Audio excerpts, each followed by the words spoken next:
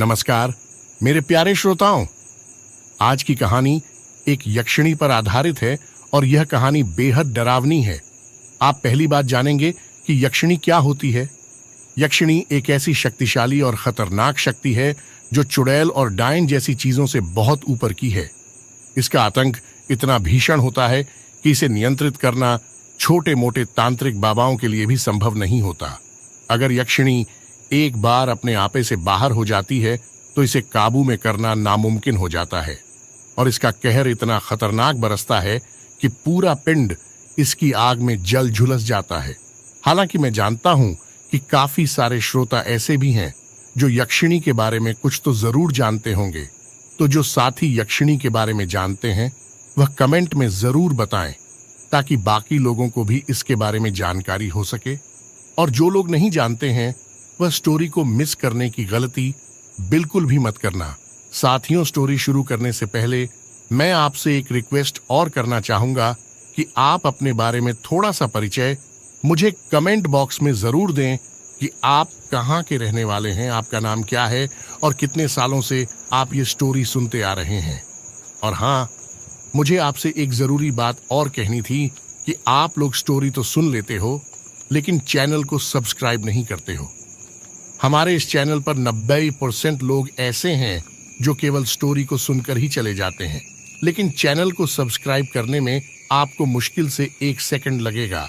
लेकिन उस 1 सेकंड से मुझे आपके लिए लंबी लंबी कहानियों को लिखने का हौसला मिलेगा। तो चलिए आज की स्टोरी शुरू करते हैं। और ये स्टोरी मैं अपने प्रोस्पेक्टिव से सुनाने जा रहा हूँ। नैनीताल के जंगलों के बीच में एक मॉडर्न गांव बसा हुआ है जिसका नाम है प्रीतमपुर गांव। उस गांव का रहने वाला एक लड़का है, राकेश। राकेश अपनी दोस्त की शादी में से अपने गांव बाइक से लौट रहा था। लौटते वक्त उसे काफी रात हो चुकी थी। रात के वक्त काला घना अंधेरा चारों ओर फैला हुआ था। हाथ कंपा देने वाली शीत लहर चल रही थी। सड़क पर सन्नाटा पसरा हुआ था। प्रीतमपुर गांव के सब लोग अपने अपने घरों में रजाई में दुबके पड़े थे। हल्की हल्की अब बारिश भी शुरू हो चुकी थी। प्रीतमपुर गांव से कुछ दूर पहले एक सीगल पैलेस था। कहते हैं कि इसे अंग्रेजों ने बनवाया था। सीगल पैलेस के आसपास स्मशान घाट और जंगलों के अलावा कुछ भी नहीं था। चलते चलते अचानक राकेश की बाइक उस सीगल पैलेस के सामने आकर रुक जाती है। राकेश ने जब आसमान की तरफ नजर दौड़ाई तो उसे एक भी तारा नजर नहीं आया। उसने आसपास नजर घुमाकर जब देखा तो सिवाय अंधकार के कुछ भी नजर नहीं आ रहा था। उसने मन ही मन कहा, कहां कहां फंस गया मैं, अब इस बाइक का क्या करूं। ठंड भी बढ़ गई है और हल्की फुल्की बूंदाबांदी भी शुरू हो गई है। उसने जब घड़ी पर नजर डाली तो घड़ी में रात के 8 बज रहे थे।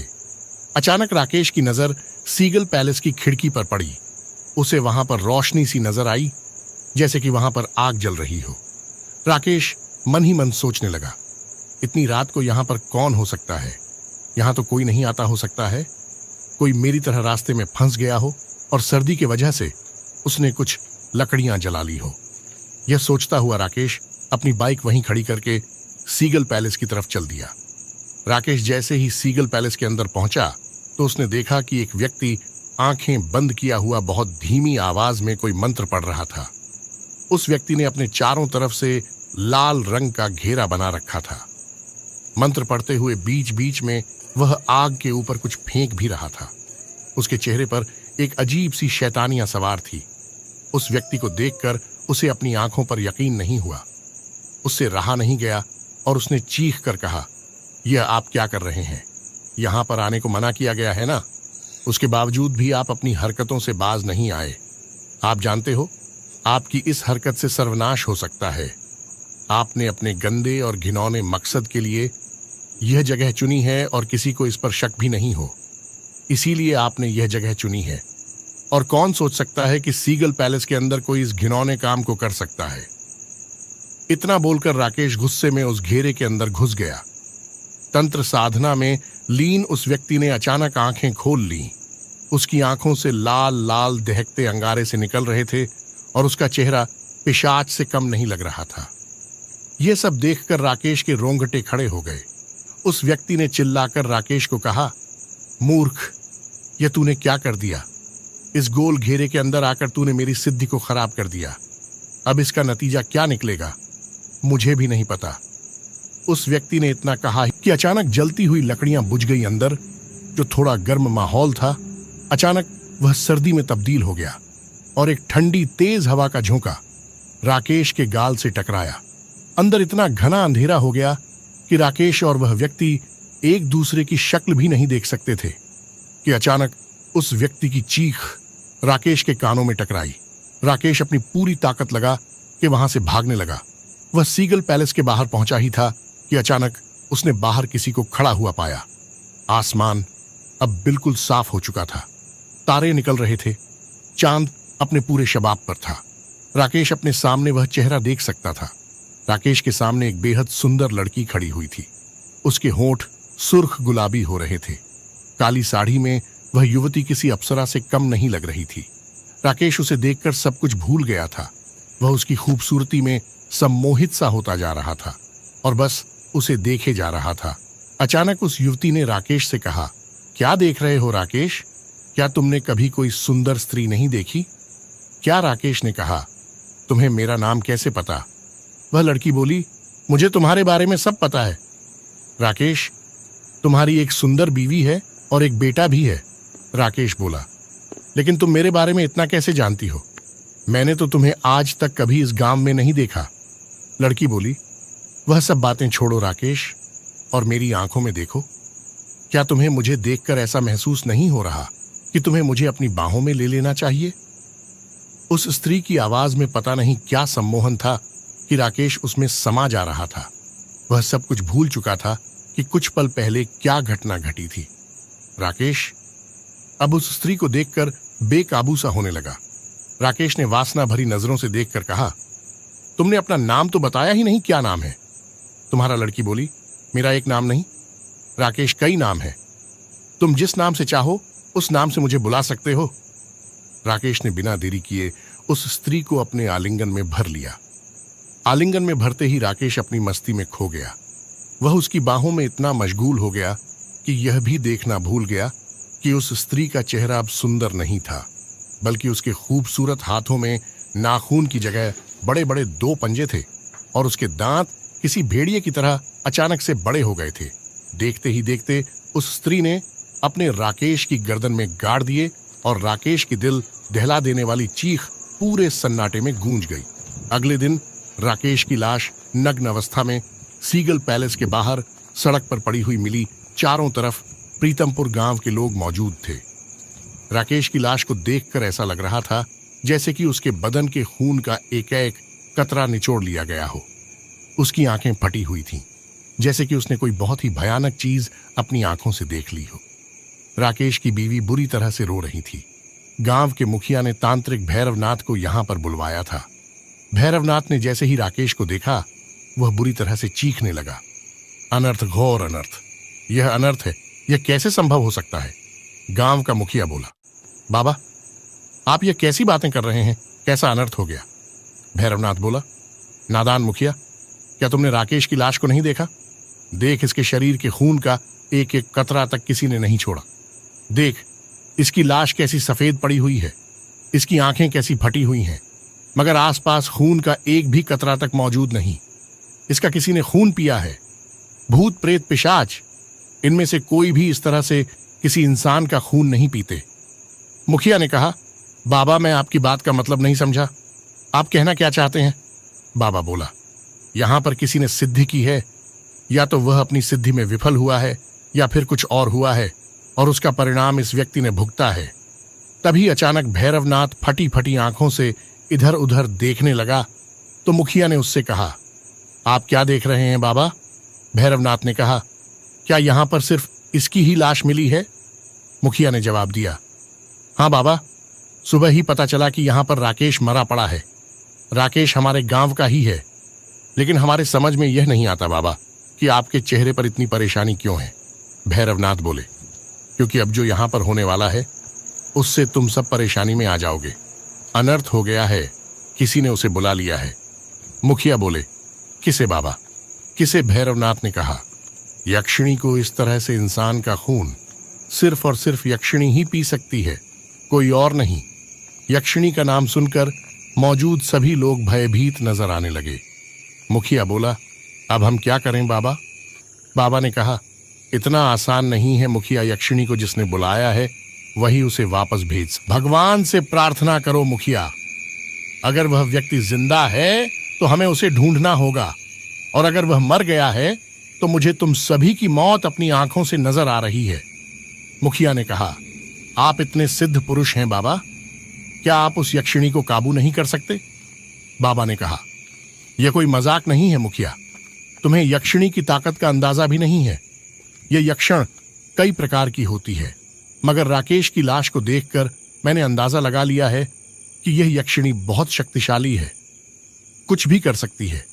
हो सकता है कि वह इस वक्त यहां आसपास के लोगों में किसी की शक्ल में मौजूद हो।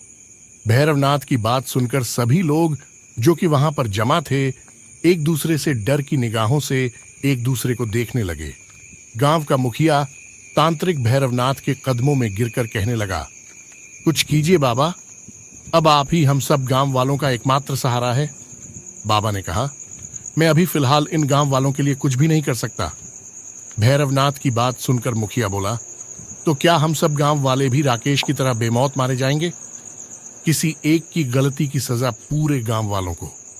क्यों बाबा, इसमें हम सब की क्या गलती? बाबा ने कहा, गलती है, तुम सबकी बहुत बड़ी गलती है मूर्खो। इसी गांव में किसी दुष्ट आदमी ने यक्षिणी को बुलाने के लिए तंत्र विद्या का सहारा लिया, और तुम लोग उसे जान ही नहीं पाए, क्योंकि यक्षिणी को बुलाना इतना आसान नहीं होता। उसके लिए एक खास विद्या की जरूरत होती है। इस क्रिया के लिए जो अनुष्ठान करना होता है वह कोई भी ऐरा गैरा मामूली साधु नहीं कर सकता। तुम सब गांव वालों की नाक के नीचे वह दुष्ट इस खतरनाक अनुष्ठान को कर रहा था, और तुम लोगों को खबर तक नहीं हुई। मुखिया ने कहा, हमारी बात का यकीन मानिए बाबा, हमें इस बारे में कुछ भी नहीं मालूम, और ना ही हमारे सामने किसी ने इस तरह का यहां पर कोई अनुष्ठान किया है। भैरवनाथ गुस्से में सब गांव वाले और मुखिया को देखे जा रहा था। मुखिया हाथ जोड़ भैरवनाथ से कहा, गुस्सा शांत करिए बाबा, जो होना था वह हो चुका, अब हमें आगे क्या करना है वह बताइए। मुखिया की बात सुनकर तांत्रिक भैरवनाथ सोच में पड़ गया। कुछ देर बाद वह मुखिया से बोला, मुझे उस यक्षिणी को असली रूप में बुलाने के लिए एक खास अनुष्ठान करना पड़ेगा, क्योंकि यह जानना बहुत जरूरी है कि आखिर उसको किस मकसद के लिए बुलाया गया है। मगर इसमें कुछ दिन का वक्त लग सकता है। तब तक के लिए तुम सबको एक सख्त हिदायत देकर जा रहा हूं कि शाम 6 बजे के बाद अपने घरों से बाहर मत निकलना, चाहे तुम्हारा कितना जरूरी काम क्यों ना हो, क्योंकि यक्षिणी रात में बहुत ज्यादा ताकतवर हो जाती है और वह अपना शिकार ज्यादातर रात में ही करती है। तांत्रिक भैरवनाथ की बात सुनकर मुखिया ने सभी गांव वालों से मुखातिब होकर कहा, तुम सब लोगों ने सुन लिया ना, बाबा ने हम सब लोगों को क्या आदेश दिया है कि शाम 6 बजे के बाद कोई भी अपने घर से बाहर ना निकले, चाहे उसे कितना भी जरूरी काम क्यों ना हो। मुखिया कुछ और कहने ही वाला था कि तभी तांत्रिक भैरवनाथ ने चिल्लाकर कहा, जैसा कि मैंने तुम लोगों से कहा है कि वह यक्षिणी हम में से किसी एक का रूप लिए हुए यहां पर मौजूद है, इसीलिए मेरी इस बात को वह भी सुन रही होगी। शाम 6 बजे के बाद अगर कोई भी तुम्हारे घर का दरवाजा खटखटाकर तुम्हें बाहर की तरफ बुलाता है तो समझ लेना कि वह तुम्हारा कोई जान पहचान वाला नहीं खड़ा, बल्कि बाहर तुम्हारी मौत खड़ी है। जैसे कि मैं कह चुका हूं और एक बार फिर कह रहा हूं कि यक्षिणी किसी का भी रूप ले सकती है। इतना कहकर तांत्रिक भैरवनाथ वहां से चला गया। गांव वालों ने राकेश का अंतिम संस्कार कर दिया और वह सब लोग अपने अपने घरों के अंदर डरे सहमे दुबक गए। सबके दिल में एक ही विचार आ रहा था कि यक्षिणी रात के वक्त किसका दरवाजा खटखटा जाएगी, मगर उस रात ऐसा कुछ भी नहीं हुआ। दूसरे दिन सारे गांव वाले एकत्रित होकर कल की घटना के बारे में बातचीत कर रहे थे कि अचानक एक ब्लैक कलर की मर्सिडीज वहां आकर खड़ी हो गई। उस कार में से एक हैंडसम नौजवान बाहर निकलकर गांव के एक व्यक्ति की तरफ आ गया। उस गांव के व्यक्ति का नाम योगेश था। उसने योगेश की तरफ देखकर कहा, क्या तुम मुझे बता सकते हो कि इस गांव में सीगल हाउस कहां पर है? सीगल हाउस का नाम सुनकर कड़ाके की ठंड में योगेश के माथे पर पसीना आ गया और वह उस नौजवान को गौर से देखने लगा। खुद को इस तरह देखने पर उस नौजवान ने दोबारा उससे कहा, क्या तुम्हें सुनाई नहीं देता? मैं तुमसे पूछ रहा हूं कि यहां पर सीगल हाउस कहां पर है? योगेश ने हाथ का इशारा करके उससे कहा, यहां से कुछ दूरी पर ही आपको मिल जाएगा। वैसे कौन है आप सीगल हाउस का पता क्यों पूछ रहे? उस नौजवान ने कहा, मेरा नाम राहुल है, मैं एक बिजनेसमैन हूं।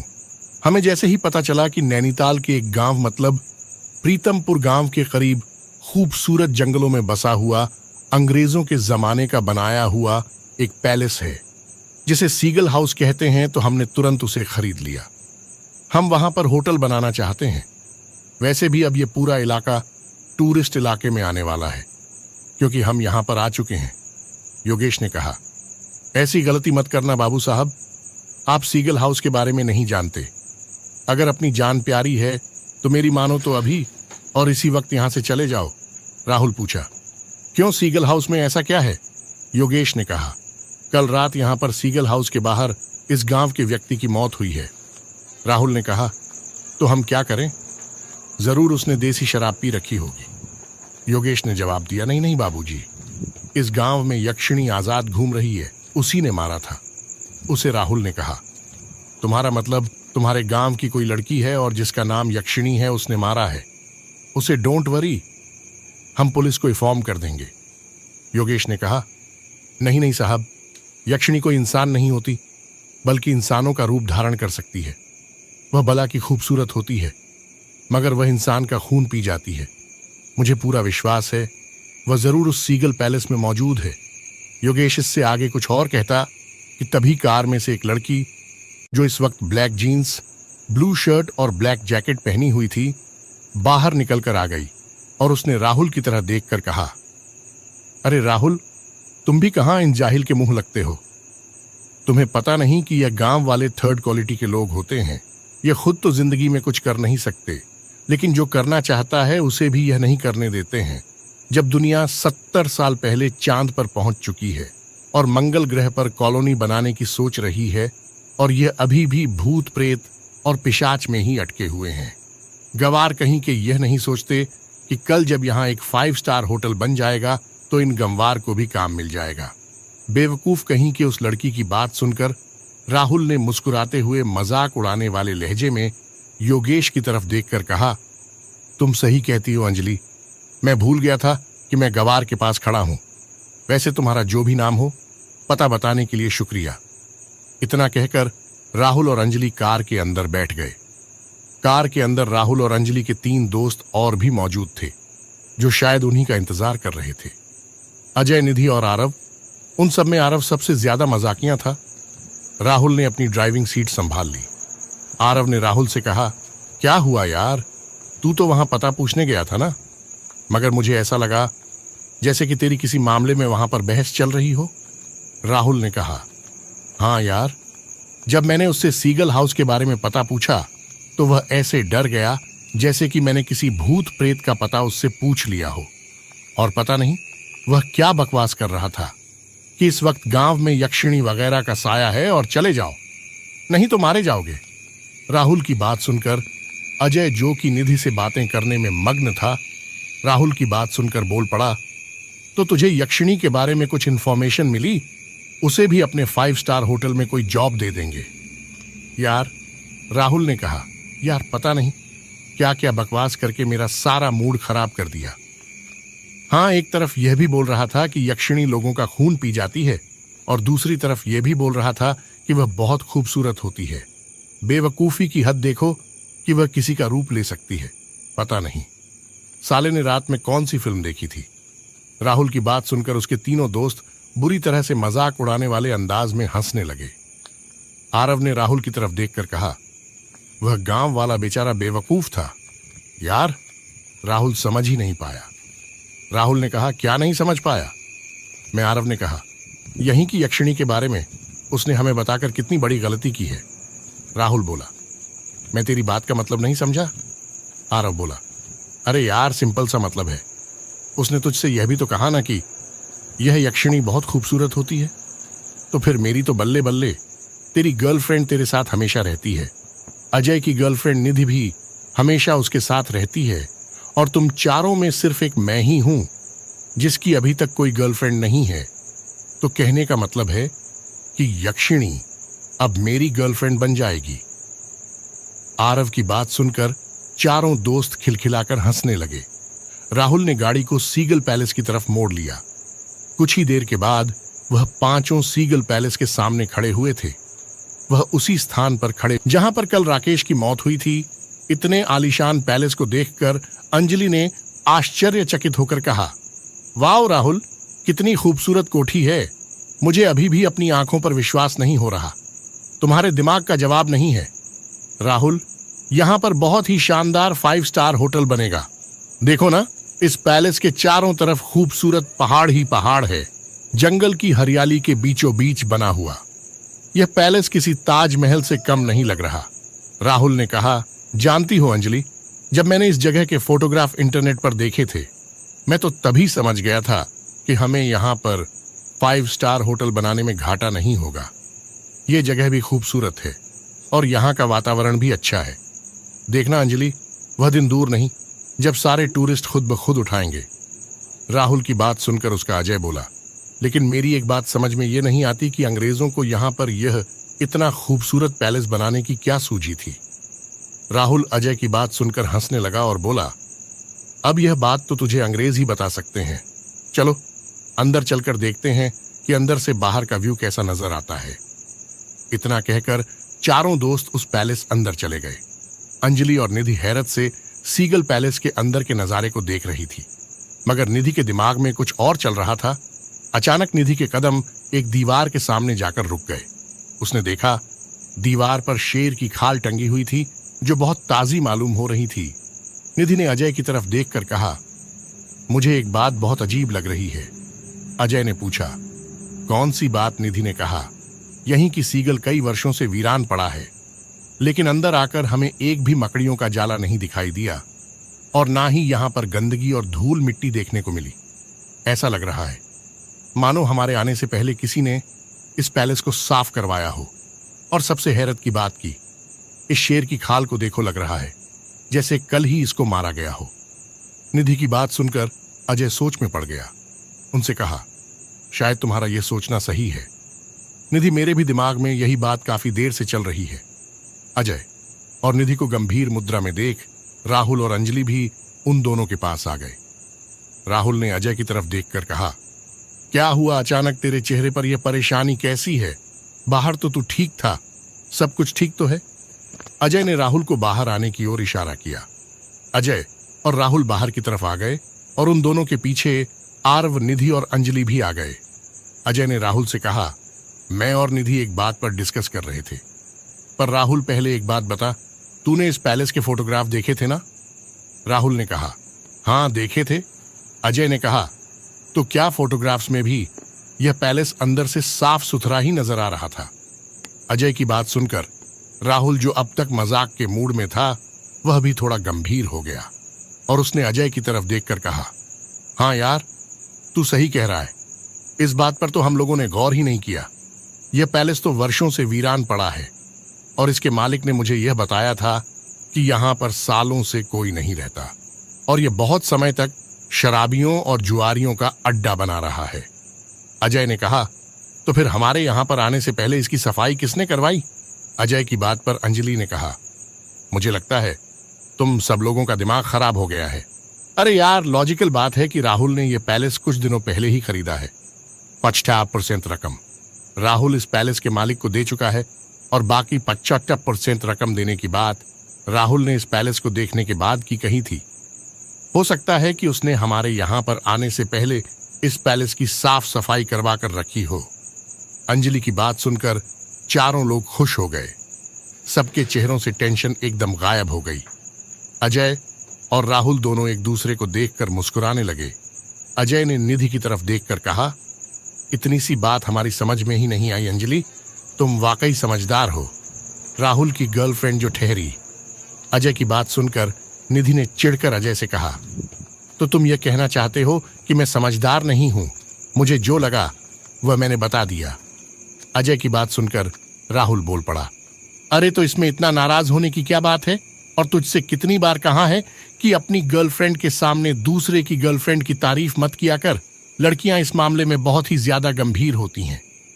आरव, जो कि बहुत देर से उन सब की बातें सुन रहा था, वह बोल पड़ा, अब तुम लोग यहां पर इन बातों पर चर्चा ही करते रहोगे या फिर यह बात भी सोचोगे कि खाने का इंतजाम कैसे करा जाए? हमें यहां पर कुछ दिन बिताने हैं। मुझे तो बहुत जोरों से भूख लगी है और चाय की भी बहुत ज्यादा तलब महसूस हो रही है।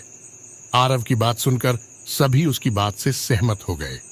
राहुल ने कहा, तो तेरी सही है, इस बात को तो हमने सोचा ही नहीं। आरव ने कहा, इससे अच्छा तो यार हम शहर से कोई काम वाली बाई ही पकड़ कर ले आते, कम से कम हमें खाना तो खिला सकती थी। उसने यह कहा ही था कि अचानक मौसम बदलने लगा। चारों तरफ काली घटा छा गई और सब तरफ अंधेरा सा छाने लगा और कोहरा बुरी तरह से बढ़ गया। निधि और अंजलि अचानक मौसम बदलता देख बुरी तरह से घबरा गई। राहुल ने सबसे कहा, घबराओ मत, पहाड़ी इलाकों में ऐसे ही अचानक मौसम बदलता है। आरव ने कहा, चलो अंदर चलते हैं। वह सब लोग पैलेस के अंदर चले गए। आरव बोला, यार मौसम तो अचानक बदल गया, अब लंच और डिनर का इंतजाम कैसे होगा? अचानक उन पांचों के कानों में किसी स्त्री का स्वर टकराया, आपकी इस समस्या का हल मेरे पास है बाबूजी। मुझे खाना बनाना बहुत अच्छा आता है और मैं आप सबके लिए बाजार से अच्छी अच्छी और ताजी ताजी सब्जी भी खरीद कर ला सकती हूँ। आवाज सुनकर पांचों ने सामने की ओर देखा तो उनके सामने एक बेहद खूबसूरत काले लिबास में एक युवती खड़ी हुई थी, जो उन पांचों को देखकर मुस्कुरा रही थी। उस युवती के लंबे लंबे बाल थे और बड़ी बड़ी भूरी आंखें थीं और उसका पूरा बदन गोरा चिट्टा दिख रहा हुआ था। देखने में वह किसी अप्सरा से कम नहीं मालूम पड़ रही थी। पांचों लोग एक दूसरे को सवालिया नजरों से देखने लगे। राहुल ने उस युवती से कहा, कौन हो तुम और तुम अंदर कैसे आई? राहुल की बात का उस युवती ने मुस्कुराकर जवाब दिया, आप भी कैसी बातें करते हो बाबूजी? ये पैलेस सालों से वीरान पड़ा है, क्या यहां पर अंदर आने के लिए किसी की इजाजत चाहिए क्या? राहुल ने कहा, हाँ पहले तो नहीं चाहिए थी, लेकिन शायद अब ज्यादा चाहिए हो, क्योंकि हमने इस पैलेस को खरीद लिया है। उस लड़की ने कहा, मैं तो आपके सवाल का जवाब दे रही थी बाबूजी। मैं बस यहां पर ऐसे ही टहलने के लिए आई थी और आप सबको बातें करते हुए मैंने सुन लिया। आप सब लोग शहर से आए हैं ना, और शायद आपको एक खाना बनाने वाली की जरूरत है और मुझे खाना बनाना आता है। उस युवती की बात सुनकर अजय ने उसकी तरफ देखकर कहा, तुम्हारे आने के कदमों की आहट हमें क्यों नहीं सुनाई दी? अभी हम बाहर थे तब तुम कहां थी? लड़की ने कहा, आप देख नहीं पाए होंगे, मौसम की खराबी की वजह से। उस युवती की बात सुनकर अजय सोच में पड़ गया और कुछ देर सोचने के बाद बोला, लेकिन तुम हम सबके लिए खाना क्यों बनाओगी? लड़की ने कहा, यह गांव है बाबूजी, हम गरीब लोग हैं, इसी बहाने मुझे कुछ पैसे भी मिल जाएंगे। उस युवती को आरव लगातार देखे जा रहा था। उसकी नजर उस युवती पर से हट ही नहीं रही थी और उसकी इस हरकत को उसके दोस्त अच्छी तरह से महसूस कर रहे थे। राहुल ने उस युवती से कहा, तुम्हारा नाम क्या है? लड़की ने कहा, मेरा नाम मोहिनी है बाबूजी, और मैं यही प्रीतमपुर गांव की ही रहने वाली हूं। राहुल ने कहा, हम तुम्हारी बात क्यों माने खाना तो हम यहां पर किसी भी गांव वाली से बनवा सकते हैं। मोहिनी ने कहा, आप लोगों के लिए कोई खाना नहीं बनाएगा बाबूजी, आपने यहां आते ही तो देख ही लिया होगा, गांव वाले तो आपसे यह कह रहे थे कि यहां से चले जाओ वरना यक्षिणी आपको मार डालेगी। उस युवती की बात सुनकर पांचों दोस्त एक दूसरे को देखने लगे। राहुल ने कहा, हाँ हाँ मुझे याद आया, गांव के एक व्यक्ति ने मुझसे यह वाली बात कही तो थी, लेकिन तुम उस वक्त कहां थी? मोहिनी ने कहा, मैं वहीं आसपास मौजूद थी, थोड़ी सी भीड़ थी ना, तो आप देख नहीं पाए। वैसे एक बात बोलूं बाबूजी? राहुल ने कहा, हाँ बोलो। मोहिनी बोली, एक तो मैं आपकी मदद के लिए तैयार हूं और उसके बदले में आप मुझे जो खुशी से दे देंगे वह मैं रख लूंगी। फिर भी आप मुझसे ऐसे सवाल जवाब कर रहे हो जैसे कि मैं कोई चोर डाकू हूं। राहुल के बोलने से पहले अचानक आरव बोला, अरे यार रख लेते हैं, कुछ दिनों की बात है, और वैसे भी मोहिनी ने कहा है कि उसे खाना बनाना बहुत अच्छा आता है और वह हमारे लिए ताजी ताजी फ्रेश सब्जी भी खरीद कर ला सकती है। आरव मोहिनी को देखकर सम्मोहित सा होता चला जा रहा था। उसने कहा, वैसे आप खाना बनाने के अलावा और क्या क्या कर लेती हैं? मोहिनी ने कहा, सब कुछ कर लेती हूँ बाबूजी। मैं खाना बना लेती हूँ, अच्छी सी चाय बना लेती हूँ, और मैं बहुत अच्छी अच्छी कहानियां भी सुनाती हूँ। चारों दोस्तों ने मोहिनी को खाना बनाने के लिए सहमति दे दी थी। मोहिनी की आंखों में एक अजीब सी चमक आ गई थी। उसकी आंखों में शायद किसी जीत का जुनून था। रात का वक्त हो चुका था। मोहिनी ने सब दोस्तों के लिए बहुत अच्छा खाना बनाया था। पांचों दोस्त सीगल पैलेस के एक हॉल में आग जलाए इकट्ठे बैठे हुए थे, क्योंकि बाहर सर्दी बढ़ चुकी थी और बारिश भी हो रही थी कि अचानक अजय ने सबसे कहा, मैं अभी आता हूं। तो आरव ने कहा, कहां जा रहा है भाई, अभी तो शायरी का दौर शुरू हुआ है। अजय ने जवाब दिया, अरे यार समझाकर हल्का होने जा रहा हूं। आरव ने कहा, संभल कर जाना, कहीं यक्षिणी ना आ जाए। अरे निधि, तू भी अपने बॉयफ्रेंड के साथ जा। वैसे भी गांव वाले बोल रहे थे कि यक्षिणी बहुत खूबसूरत भी होती है। अजय ने कहा, तू भी ना। आरव कुछ भी बोलता है, मैं अभी आता हूं। इतना कहकर अजय उस हॉल से बाहर चला गया। अजय ने अपने कदम बाथरूम की तरफ बढ़ा दिए थे, मगर उसे चलते हुए करीब 6 मिनट से ज्यादा का समय हो चुका था और उसे बाथरूम कहीं भी दिखाई नहीं दे रहा था। उसने खुद से ही कहा, अरे कमाल है, अभी थोड़ी देर पहले तो बाथरूम यहीं था, कहां गायब हो गया। अचानक अजय को वह कमरा नजर आ गया जिस कमरे में बाथरूम मौजूद था। अजय ने उस कमरे के दरवाजे को जैसे ही खोला, उसने देखा सामने खड़ी अंजलि उसे देखकर मुस्कुरा रही थी। अंजलि को देखकर अजय हैरत में पड़ गया। उसने अंजलि से कहा, तुम यहां क्या कर रही हो? अंजलि मुस्कुराती हुई अजय के करीब आ गई और उसे अजीब सी निगाहों से देखने लगी। अजय ने कहा, तुम मुझे ऐसे क्यों देख रही हो? अंजलि, और तुम यहां क्या कर रही हो? तुम तो राहुल और सब लोगों के साथ बैठी हुई थी ना? वह बोली, मैं तुम्हारे लिए ही यहां पर आई हूं। आज दोपहर में तुमने मेरी तारीफ की थी ना, तो मुझे बहुत अच्छा लगा था। सच तो यह है कि मैं राहुल से ज्यादा अब तुम्हें पसंद करने लगी हूं। इतना कहकर अंजलि अजय से लिपट गई। अंजलि अजय के अंदर वासना का एक तूफान सा आ गया और वह सब कुछ भूल सा गया।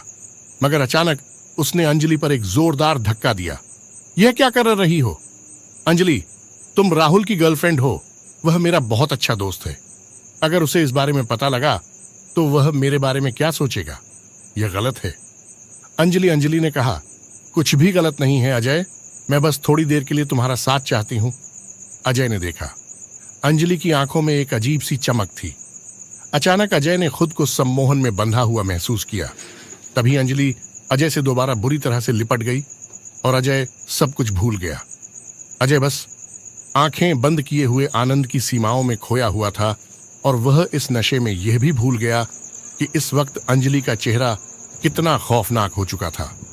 उसके लंबे पैने और नुकीले दांत बाहर की तरफ निकल आए थे, आंखें बुरी तरह से लाल हो चुकी थीं और उसका चेहरा पूरी तरह से सफेद था।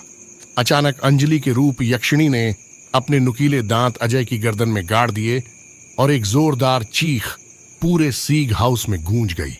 अजय मृत अवस्था में उसी वक्त जमीन पर गिर पड़ा। अंजलि ने उसके जिस्म का एक एक खून का कतरा तक निचोड़ लिया था और वह अपने होंठ साफ करती हुई अचानक वहां से गायब हो गई। अजय की चीख उसके दोस्तों तक जा पहुंची।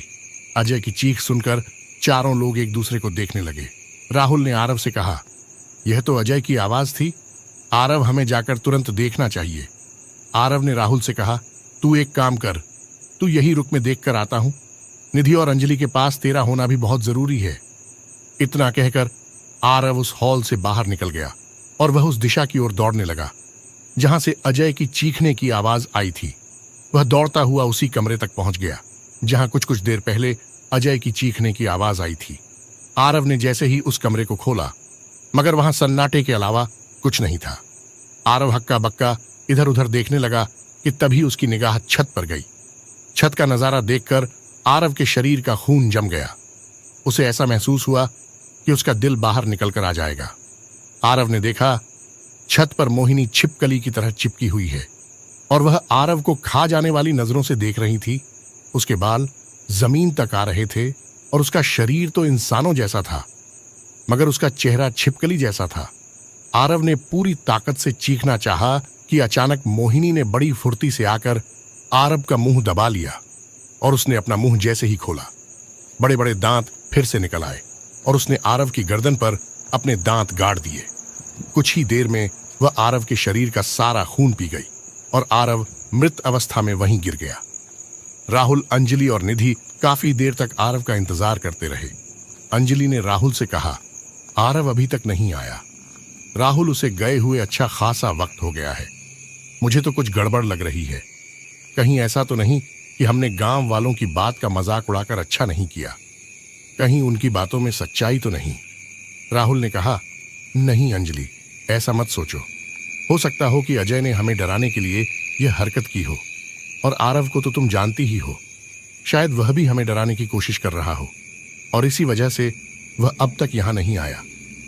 निधि ने कहा, लेकिन पता नहीं राहुल, मुझे बहुत डर लग रहा है। एक बार के मजाक को तो जानती हूं, लेकिन अजय ऐसा नहीं करता, ये तुम भी जानते हो। और वह लड़की मोहिनी, वह अचानक कहां गायब हो गई? राहुल ने कहा, अरे यार, वह गांव की लड़की है, अपने घर पर चली गई होगी। निधि की बात सुनकर राहुल भी परेशानी में पड़ गया और वह गहरी सोच में डूब गया कि अचानक उन तीनों के कानों में आरव की आवाज टकराई और यक्षिणी आरव के रूप में उन तीनों के सामने खड़ी थी। आरव ने कहा, लगता है तुम डर गए, हम तुम्हें डराने के लिए ही यह सब कुछ कर रहे थे। इतना कहकर यक्षिणी आरव के रूप में हंसने लगी। आरव को देखकर राहुल की जान में जान आई, मगर अंजलि आरव को अजीब सी नजरों से देख रही थी। उसे आरव का बिहेवियर कुछ अजीब लग रहा था। यक्षिणी ने आरव के रूप में बड़ी चालाकी से राहुल से कहा, इन दोनों को चेहरे तो देखो राहुल, कैसे डरे हुए हैं। राहुल ने कहा, वह सब तो ठीक है, लेकिन अजय कहाँ है? और हम लोगों को डराने का आइडिया तेरा ही था ना? आरव ने कहा, वह बेवकूफ तो अभी तक यही समझ रहा है, वह भी तुझे डराने के लिए ही दूसरे कमरे में छुपा हुआ है। चल एक काम करते हैं, आज हम दोनों अजय को उल्टा डराते हैं। राहुल ने कहा, चल मेरे साथ, आज मैं इस अजय की ही खबर लेता हूं। इतना कहकर राहुल आरव के साथ चलने लगा। राहुल इस बात से बेखबर था कि वह जिसके साथ चल रहा था वह उसका दोस्त आरव नहीं बल्कि एक यक्षिणी थी। थोड़ी ही देर के बाद राहुल उसी कमरे में आ गया जहां पर कुछ देर पहले आरव और अजय मरे थे। राहुल ने आरव की ओर देखते हुए कहा, यहां तो मुझे कोई कहीं अजय नजर नहीं आ रहा। जैसे ही राहुल की निगाह आरव पर पड़ी, राहुल हक्का बक्का रह गया। उसके पैर जम से गए और उसके चेहरे पर खौफ का साया लहराने लगा। राहुल ने देखा, उसके सामने आरव की जगह मोहिनी खड़ी हुई। उसे देखकर मुस्कुरा रही थी, मगर इस वक्त मोहिनी की आंखें बिल्कुल लाल थीं और उसके बाल जमीन तक आ रहे थे। उसकी जुबान और उसका चेहरा बुरी तरह से भयानक बना हुआ था। राहुल ने डरते हुए उसकी तरफ देखकर कहा, तुम तो मोहिनी हो जिसने हमारे लिए कुछ देर पहले खाना बनाया था। यक्षिणी ने कहा, मोहिनी नहीं बेवकूफ। यक्षिणी, तुम इंसान कितने बेवकूफ होते हो, कितनी आसानी से मेरे झांसे में आ गए। राहुल ने कहा, मेरे दोस्तों का क्या हुआ? राहुल ने जैसे ही कहा, यक्षिणी बहुत जोर जोर से हंसने लगी और अचानक वह दीवार के ऊपर फिर से चिपक गई और उसका चेहरा फिर से छिपकली जैसा हो गया। राहुल का यह मंजर देखकर चेहरा सफेद पड़ गया। यक्षिणी ने कहा, मैंने उन दोनों को मार दिया है। बेवकूफ इंसान, अब तू भी मरने के लिए तैयार हो जा। तेरे दोस्तों के बाद अब तेरी बारी है। राहुल चिल्लाने लगा, मुझे छोड़ दो, मुझे माफ कर दो, हमें यहां से जाने दो प्लीज। यक्षिणी बोली, वह तो किसी भी हाल में मुमकिन नहीं है। यक्षिणी की आंखों के सामने कोई इंसान मौजूद हो और यक्षिणी उसका खून पिए बगैर नहीं रहती। तुझे याद नहीं, गांव वाले ने तुझे एक चेतावनी दी थी और उसने तुझसे यह भी कहा था कि यक्षिणी हर रूप। अब देख, तूने खुद अपनी आंखों से देख लिया। अब अगर मैं तुझे यहां से जाने दूंगी तो तू यह सारी बातें सारे गांव वाले को बताएगा और वह चौकन्ना हो जाएंगे। इसलिए तेरा मरना बहुत जरूरी है। बेवकूफ इंसान, जब तुम सब यहां आए थे तो तुमने इतना भी नहीं सोचा कि इस पूरे पैलेस को साफ सुथरा किसने करवाया है। तुम तभी भाग सकते थे। इस पूरे पैलेस को साफ सुथरा मैंने ही किया था, तुम्हारी यहां पर चिताएं जलाने के लिए। इतना कहकर यक्षिणी राहुल के ऊपर कूद पड़ी और राहुल की एक जोरदार चीख रात के सन्नाटे में गूंज गई। कुछ ही देर में यक्षिणी राहुल के शरीर के खून का एक एक कतरा पी गई और यक्षिणी जोर जोर से हंसने लगी। राहुल के चीखने की आवाज अंजलि और निधि तक भी टकराई। निधि ने अंजलि से कहा, यह सब क्या हो रहा है अंजलि? यह तो राहुल के चीखने की आवाज थी और साथ ही किसी लड़की के हंसने की आवाज कैसी? और वह लड़की मोहिनी भी अचानक कहाँ गई? कहीं ऐसा तो नहीं कि गांव वाले सही कह रहे थे? अंजलि बोली, तुम सही कह रही हो निधि, शायद गांव वालों की बातों में सच्चाई है। हम बहुत बड़ी मुसीबत में हैं। निधि ने कहा, तुमने देखा नहीं था अंजलि, जब आरव दोबारा यहां पर आया था तो उसका भी बिहेवियर अजीब सा था। वह किसी भी एंगल से आरव नहीं लग रहा था। लेकिन अब हम क्या करें? अंजलि, तभी उन दोनों के कानों में किसी औरत की आवाज टकराई। उस आवाज में एक भारीपन सा था। निधि और अंजलि घबरा कर खड़ी हो गई और उनके पास रखी हुई लकड़ियां भी बुझ गईं। निधि ने चिल्लाते हुए अंजलि से कहा, यह क्या हो रहा है? अंजलि, अब हम दोनों क्या करें? ये लकड़ियां कैसे अचानक बुझ गई? कुछ तो गलत हो रहा है। अंजलि, यह सब सामान्य नहीं है निधि। मुझे लगता है कि इस वक्त हम दोनों को अपनी जान बचाना चाहिए। हमें यहां से भागना चाहिए, अंजलि ने कहा। लेकिन राहुल, अजय और आरव निधि ने कहा, फिलहाल यहां से अपनी जान बचा भागो। इतना कहकर वह दोनों बुरी तरह से भागने लगी। निधि और अंजलि बुरी तरह से भाग रही थी। भागते भागते अंजलि को गांव नजर आने लगा। उसने हंसते हुए निधि से कहा, वो देख निधि, सामने प्रीतमपुर गांव है। हमें गांव वालों की मदद लेनी होगी। निधि ने कहा, तू सही कहती है। अंजलि और तेज भाग अंजलि और निधि गांव के एक घर के दरवाजे को बुरी तरह खटखटाने लगी। वो घर किसी और का नहीं, योगेश का था, जिसने उन सब लोगों को चेतावनी दी थी। मगर उस वक्त अंजलि ने उसका मजाक उड़ाया था। अंजलि बुरी तरह से चीख रही थी, प्लीज मदद करो, दरवाजा खोलो, नहीं तो हमें भी मार डालेगी। योगेश उस वक्त जाग रहा था। उसकी पत्नी उस वक्त वहां मौजूद नहीं थी और वह उस समय अकेला था।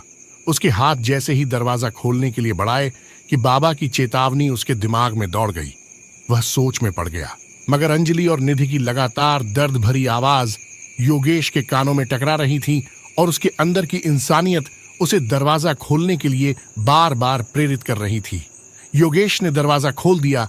दरवाजा खुलते ही एक झटके में अंजलि और निधि हांफी हुई, घर के अंदर आ गई। योगेश ने दरवाजा बंद कर दिया और उन दोनों को एक कमरे में ले गया। योगेश ने कहा, क्या हुआ तुम दोनों के साथ? तुम लोग इतनी घबराई हुई सी क्यों हो? कौन तुम्हें मार डालेगी? अंजलि योगेश को देखकर पहचान गई कि उसने कल योगेश का ही मजाक उड़ाया था। योगेश की बात का अंजलि ने जवाब दिया, वही यक्षिणी। कल तुमने जो कुछ भी हमें बताया था वह सब सच बताया था। गलती हमारी है। हमें तुम्हारी बात पर यकीन कर लेना चाहिए था। तुम्हारी बात पर यकीन नहीं करने की सजा हमें भगवान ने कितनी बड़ी दी है। हमारे तीनों दोस्त मारे गए, उसने हमारे सब दोस्तों को मार दिया। वह हमें भी जिंदा नहीं छोड़ेगी। योगेश ने कहा, तुम लोग घबराओ नहीं, अब तुम लोग मेरे घर में आ चुकी हो। वैसे तुम्हारे साथ क्या हुआ था? योगेश की बात सुनकर अंजलि ने योगेश को एक ही सांस में सारी की सारी बात बता दी। योगेश उन दोनों की बात सुनकर सोच में पड़ गया और उसने अंजलि से कहा, लेकिन मेरी एक बात समझ में यह नहीं आती कि उसने तुम दोनों को क्यों जिंदा छोड़ दिया। अंजलि ने कहा, अजीब बात करते हो तुम। हम बड़ी मुश्किल से उसके चंगुल से बचकर यहां पर आए हैं। जैसे ही अंजलि ने यह अल्फाज कहे कि अचानक कोई योगेश के घर का दरवाजा जोर जोर से फिर से खटखटाने लगा। योगेश ने उनकी ओर देखते हुए कहा, अब कौन है? योगेश ने यह कहा ही था कि अचानक अंजलि और निधि के कानों में राहुल की आवाज टकराई, अंजलि दरवाजा खोलो यार, हम सब तुम्हें डरा रहे थे, बाहर आ जाओ, हम बाहर खड़े तुम्हारा इंतजार कर रहे हैं। राहुल की आवाज सुनकर अंजलि चौंक कर निधि की तरफ देखने लगी कि अचानक अजय की आवाज भी निधि के कानों में टकराई, निधि प्लीज बाहर आ जाओ, प्लीज, यह सिर्फ एक मजाक था, हमें पता है तुम इस घर में हो, हम तो तुम्हारे ही पीछे थे, बस तुम देख नहीं पाई। अंजलि और निधि दोनों एक दूसरे के चेहरे को देखने लगी। वह दोनों जिस कमरे में थी वहां पर एक बड़ी सी खिड़की भी लगी थी। अंजलि और निधि धीरे धीरे कदमों से बढ़कर उस खिड़की के पास आ गई। उन्होंने देखा कि राहुल और अजय बाहर ही खड़े हुए थे और उनके साथ आरव भी था। अंजलि ने निधि से कहा, कहीं वाकई में ये लोग हमसे मजाक तो नहीं कर रहे थे और हम सचमुच डर गए हो?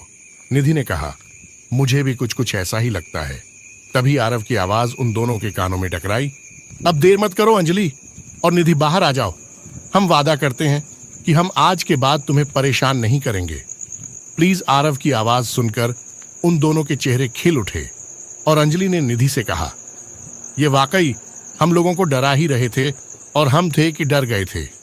अंजलि और निधि ने अपने कदम दरवाजा खोलने के लिए बढ़ाए ही थे कि तभी योगेश की चेतावनी उनके कानों में टकराई। दरवाजा खोलने की सोचना भी मत। तुम दोनों ने खुद कहा था कि तुम्हारे दोस्त मर चुके हैं। योगेश की बात का अंजलि ने जवाब दिया, हाँ, लेकिन हो सकता है कि वह हमसे मजाक कर रहे हो, हमें कोई गलत फहमी हुई हो। बाहर खुद मैंने अभी उन तीनों को देखा है, वह लोग खड़े हुए हैं। योगेश इससे पहले कुछ कहता है कि अंजलि और निधि दरवाजा खोलकर बाहर आ गई, मगर जैसे ही वह दरवाजा खोलकर बाहर आई, वहां सिर्फ सन्नाटा पड़ा था। वहां कोई मौजूद नहीं था सिवाय एक खूबसूरत स्त्री के, जो इस वक्त बहुत सुंदर नजर आ रही थी। मगर देखते ही देखते उस स्त्री ने विकराल रूप ले लिया। अचानक उस स्त्री के बाल जमीन तक आने लगे और उसकी आंखों का रंग लाल हो गया और उसका चेहरा पूरी तरह से काला पड़ गया और उसकी जीभ बहुत लंबी हो गई। अंजलि और निधि इससे पहले कुछ समझ पाते कि अचानक उस स्त्री ने अपनी जीभ के जरिए अंजलि को बुरी तरह से जकड़ लिया। अंजलि चीखने की कोशिश कर रही थी, मगर उसकी आवाज नहीं निकल रही थी। उसका दम पूरी तरह से घुटने लगा। देखते ही देखते अंजलि का शरीर ऐसे हो गया जैसे कि उसके शरीर में खून ही ना हो और उसका शरीर बेजान होकर धरती पर गिर पड़ा। योगेश और निधि फटी आंखों से इस नजारे को देख रहे थे कि अचानक यक्षिणी ने अंजलि की ओर देखा। उसने अपनी जीभ अंजलि की ओर बढ़ाई ही थी कि अचानक उसके कानों में किसी का स्वर टकराया, रुक जा यक्षिणी, तेरा खेल खत्म हो गया। उस लड़की को मारने की सोचना भी नहीं। उस व्यक्ति की आवाज सुनकर यक्षिणी ने गुस्से से पीछे मुड़कर देखा तो उसके सामने बाबा भैरवनाथ हाथ में त्रिशूल लिए खड़ा हुआ उसे क्रोधित आंखों से देख रहा था। बाबा ने कहा, छोड़ दे इस लड़की को। यक्षिणी बोली, यहां से चला जा बाबा, वरना तू भी बेमौत कुत्ते की तरह मारा जाएगा। बाबा बोले, तू मेरा कुछ नहीं बिगाड़ सकती। योगेश बाबा को देखकर समझ गया कि लगता है सुबह होने वाली है। सभी गांव वाले बाहर निकल आए थे। उनके सामने एक लड़की की लाश जमीन पर पड़ी हुई थी और यक्षिणी का भयानक रूप सामने था। यक्षिणी बाबा को बोल रही थी कि तू मेरा कुछ नहीं बिगाड़ सकता तांत्रिक, क्योंकि तू नहीं जानता कि मुझे यहां पर किसने बुलाया है, और जिसने मुझे यहां पर बुलाया है सिर्फ वही मुझे वापस भेज सकता है। इतना कहकर यक्षिणी जोर जोर से हंसने लगी, मगर बाबा भैरवनाथ के होठों पर रहस्यपूर्ण मुस्कुराहट थी। उन्होंने चीखते हुए यक्षिणी की तरफ देखकर कहा, तू बहुत बड़ी गलतफहमी में है बेवकूफ यक्षिणी। मैं अच्छी तरह से जानता हूं कि तुझे यहां पर किसने बुलाया है। इतना कहकर बाबा ने अपने झोले में से एक सिंदूर निकाला, मगर यह क्या? उस सिंदूर को उन्होंने यक्षिणी की तरफ नहीं बल्कि योगेश के चेहरे की तरफ फेंक दिया। जैसे ही सिंदूर योगेश के चेहरे पर पड़ा, अचानक उसका चेहरा बदलने लगा और वह देखते ही देखते एक बूढ़े के रूप में आ गया। योगेश को देखकर सारे गांव वाले आश्चर्यचकित होकर उस बूढ़े की ओर देखने लगे। तभी बाबा भैरवनाथ की जोरदार आवाज गांव में टकराई, गांव वालों, तुम देख रहे हो, यह व्यक्ति कौन है? पहचानो, इस व्यक्ति को। यही वह व्यक्ति है जिसने यक्षिणी को बुलाया है। मैं जानता हूं तुम इस व्यक्ति को अच्छी तरह से जानते हो। यह व्यक्ति राकेश का चाचा महेश है। राकेश ने इसे यक्षिणी तंत्र करते हुए अपनी आंखों से देख लिया था। वह समझ गया था कि इसका इरादा क्या है, इसलिए इसने यक्षिणी के जरिए अपने ही सगे भतीजे की जान ले ली।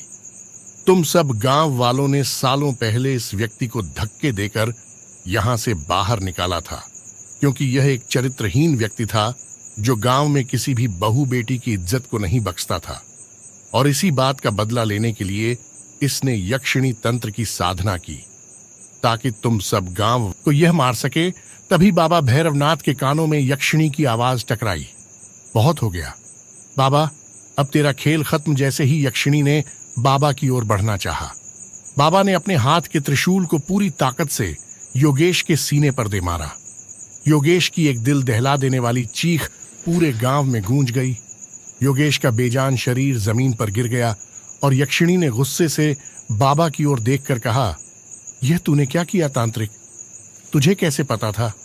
बाबा बोले, मैंने अपनी तंत्र साधना से इतना पता लगा लिया था कि यक्षिणी को बुलाने वाला राकेश का ही कोई मिलने वाला व्यक्ति था, और मैंने आज रात में यह भी पता लगा लिया था कि तू 3 लोगों की हत्या कर चुकी है। अगर मैं अभी यहां पर नहीं आता तो तू सारे गांव को स्मशान घाट बना देती। जब मैं यहां पर आया तो मैंने देखा कि योगेश बाहर खड़ा हुआ था। मैं उसे देखकर ही समझ गया कि दाल में कुछ काला है, क्योंकि मैं सभी गांव वालों को समझा कर गया था कि रात के वक्त कोई भी दरवाजा खटखटा आए लेकिन दरवाजा मत खोलना। मगर जब मैंने योगेश को बाहर की ओर देखा तो मैंने अपनी दिव्य दृष्टि से यह देख लिया कि यह योगेश नहीं बल्कि कोई और है, राकेश के चाचा महेश। राकेश ने अपने चाचा महेश को तंत्र साधना करते हुए देख लिया था, इसीलिए उसने सबसे पहले यक्षिणी के जरिए राकेश को मरवाया और योगेश अपने परिवार के साथ गांव से बाहर गया हुआ था। इस बात का फायदा उठाकर इसने अपना रूप तुझसे योगेश के रूप में बदलवा लिया ताकि यह गांव वालों के साथ रहकर उन्हें धोखा देने में आसानी से कामयाब हो जाए। इसकी आत्मा तुझसे जुड़ी हुई थी, इसीलिए सबसे पहले इसका मरना बहुत जरूरी था, और यह किसी आम हथियार से भी नहीं मरता। इसलिए मैं इसे मारने के लिए भगवान शंकर का त्रिशूल साथ में लाया था। अब तेरी ताकत इसके साथ ही चली गई है यक्षिणी, अब तेरा भी खेल खत्म। यक्षिणी इतना कहकर वहीं सिंदूर बाबा ने यक्षिणी के ऊपर फेंक दिया। सिंदूर अपने ऊपर आते ही यक्षिणी बुरी तरह से चिल्लाने लगी। उसकी चीख पूरे गांव में गूंज रही थी। वो चिल्ला रही थी, मैं फिर से वापस आऊंगी, मैं फिर से वापस आऊंगी। देखते ही देखते वह एक धूल बनकर वहां से गायब हो गई। अब गांव में सब तरफ सन्नाटा था। गांव अब यक्षिणी से मुक्त हो चुका था। तो साथियों, आज की हमारी यह कहानी यहीं पर कंप्लीट होती है, और मैं उम्मीद करता हूं कि आपको यह कहानी काफी इंटरेस्टिंग लगी होगी। साथियों, मैं जानता हूं कि आप उन चुनिंदा लोगों में से हो जो सबसे आखिर तक इस स्टोरी को सुन रहे हैं। इसका मतलब आपका मुझसे काफी गहराई तक जुड़ाव हो चुका है। जो श्रोता हमारे चैनल पर नए हैं और हमारे परिवार का हिस्सा बनना चाहते हैं तो कृपया चैनल को सब्सक्राइब करना ना भूलें और बेल आइकन दबाकर आल पर रखें ताकि नोटिफिकेशन आपको सबसे पहले मिल सके। तो श्रोताओं, आज की यह कहानी आप सभी को कैसी लगी? हमें अपना जवाब कमेंट के माध्यम से जरूर बताएं। मुझे इंतजार है आपके जवाब का, तो इसी कहानी के साथ लेता हूं मैं कुमार। आप सभी से विदा। आप अपना और अपने परिवार का ख्याल रखें। धन्यवाद।